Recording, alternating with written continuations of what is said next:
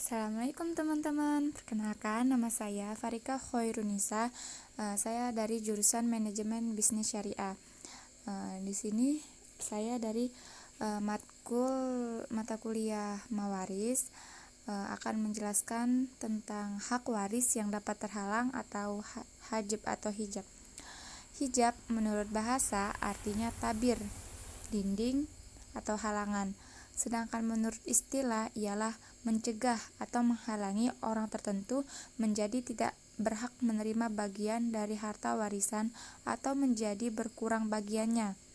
Al-hajb dalam bahasa Arab bermakna penghalang atau penggugur. Maka, makna al-hajb menurut istilah ialah orang yang menghalangi orang lain untuk mendapatkan warisan.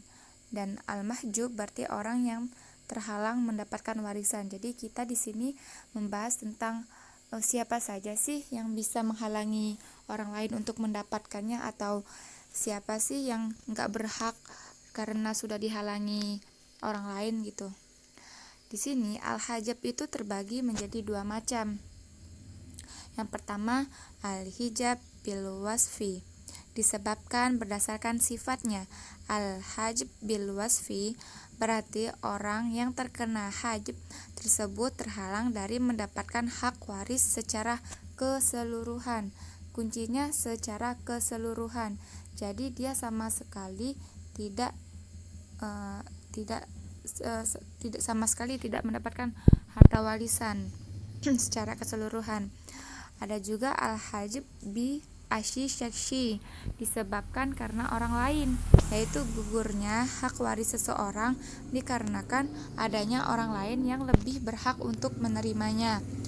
Kalau yang kedua ini, dia itu misalnya si B ini seharusnya mendapatkan jadi tidak mendapatkan gitu. Nanti kita akan membahas.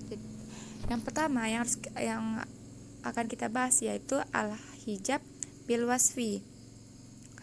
Ada 4 keadaan yang telah disepakati oleh ulama yang bisa menyebabkan seorang ahli waris tidak memperoleh harta warisan, dan satu lagi masih mempertentangkan.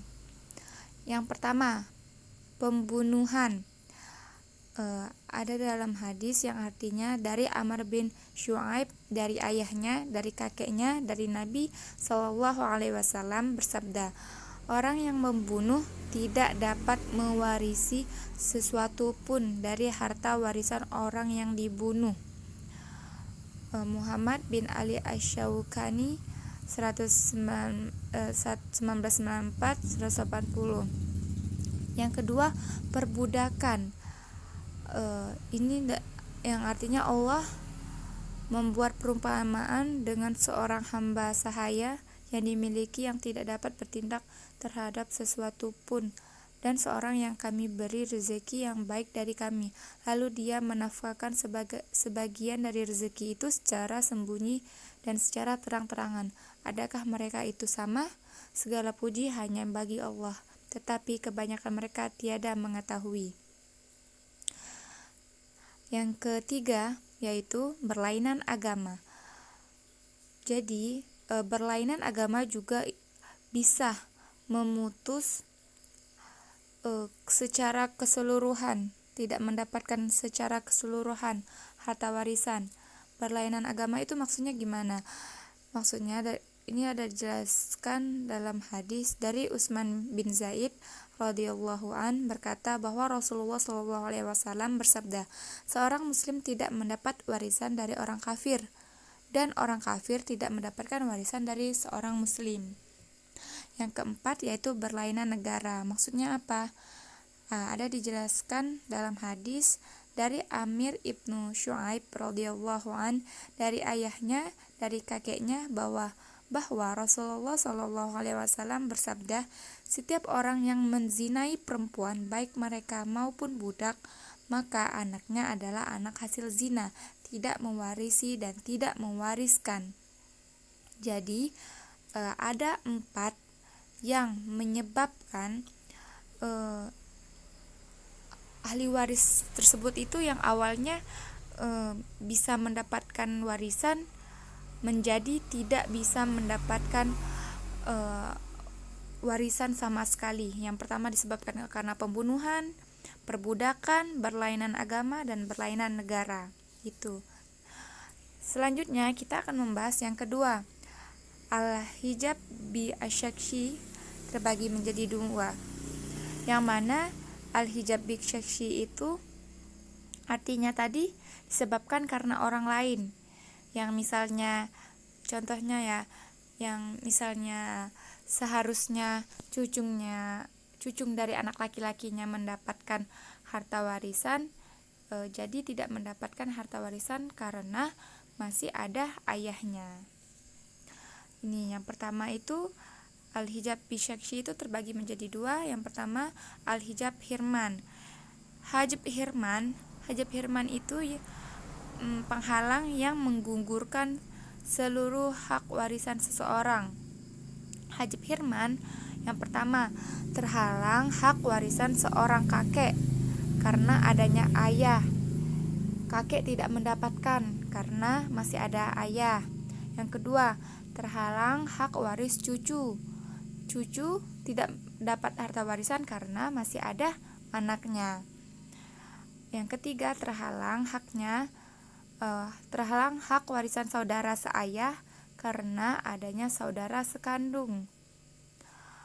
Yang keempat, terhalangnya hak warisan seorang nenek karena adanya ibu, dan seterusnya. Jadi biasanya ini tuh yang kayak misalnya berarti hajab hirman ini lebih ke misalnya cucunya tidak mendapatkan karena masih ada anaknya, neneknya tidak mendapatkan karena masih ada ibunya, gitu kan.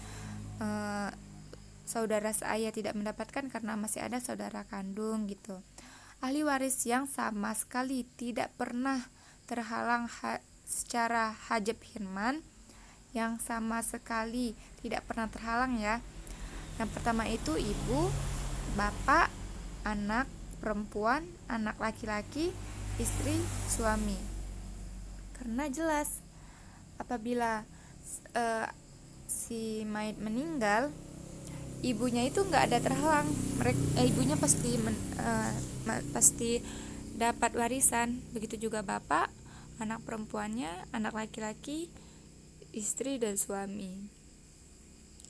Hajab hirman, adapun yang dapat terkena hajab hirman laki-laki. Untuk laki-laki yang terkena hajab hirman, yang pertama cucu laki-laki dari anak laki-laki yang tadi. Dia pasti terkena karena apabila masih ada ayahnya, jatuhnya anak, masih ada anaknya, maka anaknya yang mendapatkan dan cucunya terhalang. Kakek, yang kedua kakek dan generasi di atasnya, saudara laki-laki sekandung, saudara laki-laki seayah, saudara laki-laki seibu, anak laki-laki dari saudara laki-laki sekandung. Adapun yang dapat terkena hajab hirman laki-laki, yang selanjutnya anak laki-laki dari saudara laki-laki seayah, paman sekandung, paman seayah, anak laki-laki dari paman sekandung, anak laki-laki dari paman seayah, laki-laki yang memerdekakan budak. Adapun yang dapat terkena hajab dari hajab hirman ini yang untuk perempuan, yaitu cucu perempuan dari anak laki-laki. Yang maksudnya kalau terkena hajab hirman berarti tidak mendapatkan ya, terhalang. Maksudnya itu terhalang. Yang pasti yang dapat terkena, yang pasti terhalang, yang pasti terhalang dari bagian wanita, yaitu cucu perempuan dari anak laki-laki, nenek dari ibu, nenek dari ayah, saudara perempuan sekandung, saudara perempuan seayah, saudara perempuan seibu, perempuan yang memerdekakan budak. Di sini kita akan memberi contoh soal, yang mana di sini ada satu kasus. Contohnya di sini kan ada istri, bapak, kakek. Berarti yang meninggalnya ini suami. Suaminya meninggalkan istri, ada bapak, ada kakek. Istri mendapat berapa bagian? 1/4. Kenapa 1/4? Karena yang mayit tidak meninggalkan anak. Bapaknya mendapatkan apa? Bapaknya mendapatkan asobah. Kakeknya mahjub. Kenapa kakeknya mahjub? Kakeknya menjadi mahjub apabila bersama dengan bapak si mayit. Misalnya nih kan suaminya meninggal nih, tapi suaminya ini meninggal masih ada bapaknya. Jadi kakeknya ini terhalang. Mahjub itu terhalang. Yang kedua, ada istri, nenek, ibu, kakek. Berarti yang meninggal ini suaminya meninggalkan ahli waris istri, nenek, ibu, kakek.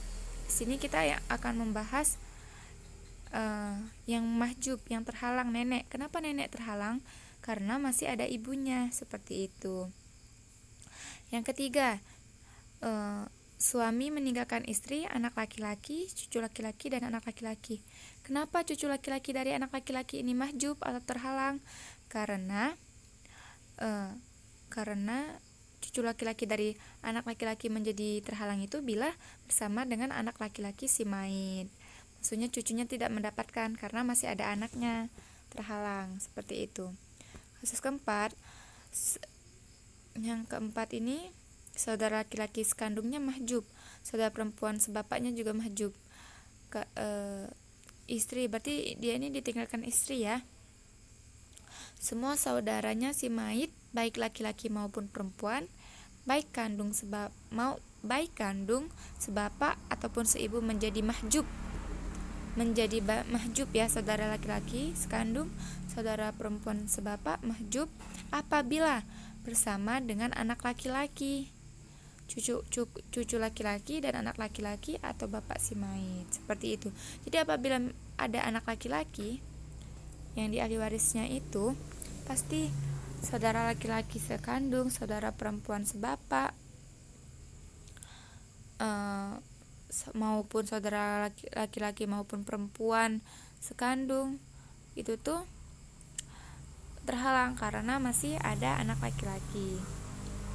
Sama seperti contoh selanjutnya, kenapa ini sama? Karena ada cucu laki-laki dari anak laki-laki, saudara perempuan sekandung, saudara laki-laki seibu, saudara laki-laki sekandung itu mahjub. Kenapa mahjub? Kan yang mendapatkan warisan pertama kali itu kan anak laki-laki. Anak laki-laki, apabila anak laki-lakinya itu tidak ada, maka yang mendapatkan warisan itu yaitu cucu laki-laki dari anak laki-laki tadi. Jadi apabila dijelaskan bahwa apabila ada anak laki-laki, maka mau saudara laki-laki seibu, mau saudara laki-laki sekandung itu terhalang karena masih ada keturunan dari anak laki-lakinya itu. Selanjutnya, yang contoh kelima, kenapa saudara laki-laki seibu dengan saudara perempuan seibu itu terhalang? Nih, waladul atau saudara seibu laki-laki yang seibu laki-laki maupun perempuan selain menjadi mahjub bila bersama dengan ketiga ahli waris, apabila bersama istri, kakek,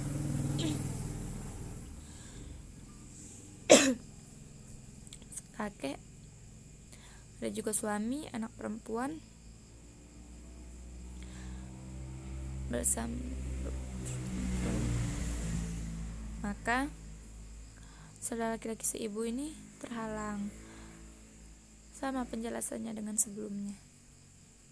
Yang kedua, kita akan menjelaskan hajab nukson. Apa itu hajab nukson? Adapun hajab nukson itu pengurangan hak, yaitu penghalangan terhadap hak warisan seseorang untuk mendapatkan bagian yang terbanyak. Yang pertama, penghalangan terhadap hak warisan ibu yang seharusnya mendapatkan 1/3 menjadi 1/6, disebabkan pewaris mempunyai keturunan. Jadi kalau ibunya sendiri, ibunya ini yang meninggalnya itu tidak punya anak, maka ibu mendapatkan 1/3. Dan apabila yang meninggal itu memiliki anak, maka ibu mendapatkan 1/6. Contohnya seperti itu kalau hajab nukson. Yang kedua, demikian juga seperti penghalang bagian seorang suami yang seharusnya mendapatkan setengah menjadi seperempat. Kalau tidak yang meninggal tidak memiliki keturunan, maka mendapatkan setengah.